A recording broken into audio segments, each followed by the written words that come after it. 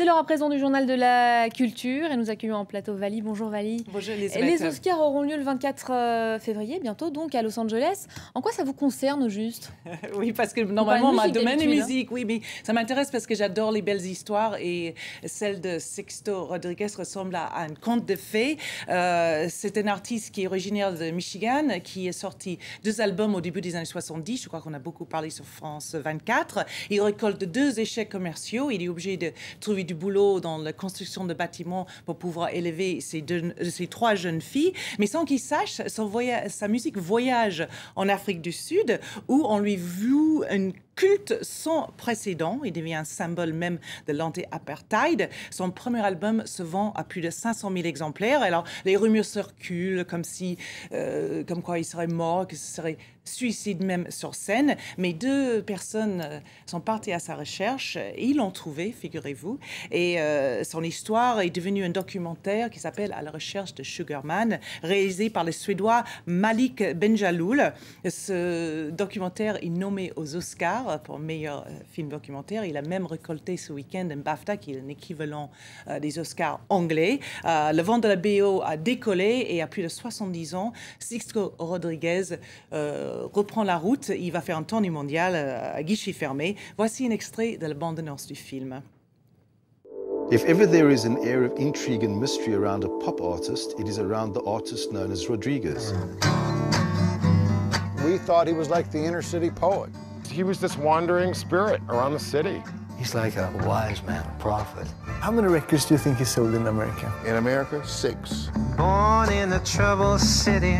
Well, it's still a bit of a mystery how the first copy of Cold Fact actually came to South Africa, but it spread very quickly.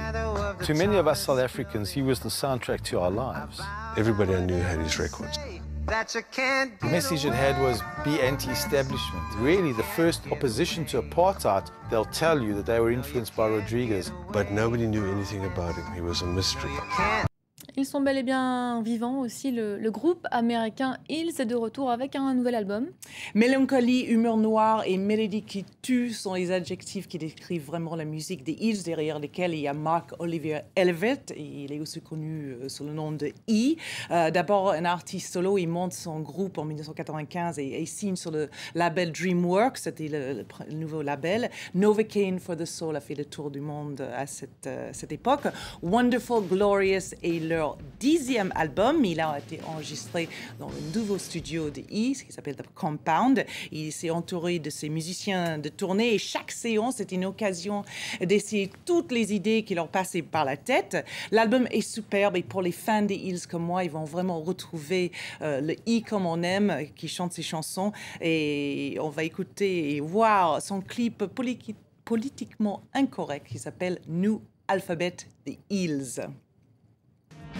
It's looking good now, full speed ahead. I'll live a day like tomorrow I'm dead.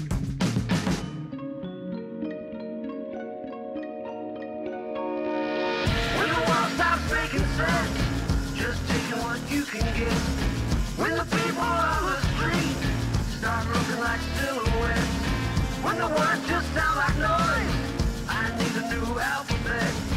When the world stops making sense, I make a new alphabet.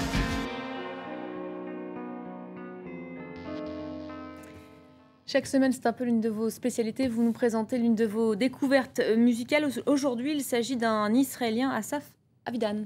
Voilà, la première chose qui nous frappe, c'est sa voix. On a envie de dire Eartha Kitt sort du corps de Macy Gray, ou je ne sais pas si c'est quand même Amy Winehouse qui l'habite. Asaf Avidan n'a pas vraiment une voix masculine et plus qu'androgyne, elle est vraiment mutante. Ses morceaux sont pleins de drames, pleins de soul et pleins d'émotions. D'ailleurs, il dit « Ma vie est une blessure, je gratte, alors je saigne ». Different Puzzles est son premier album. On écoute un extrait qui est extraordinaire. Ça s'appelle Different Puzzles, la même chose que son album.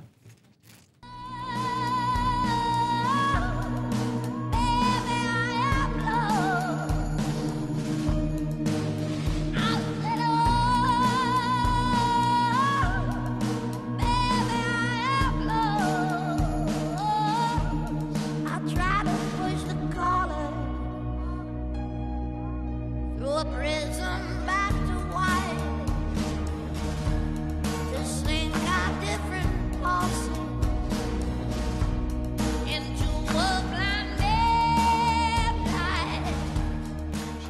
nouvelle découverte. Merci beaucoup, Vali. Merci. Merci pour cette pause musicale. C'était le journal de la culture.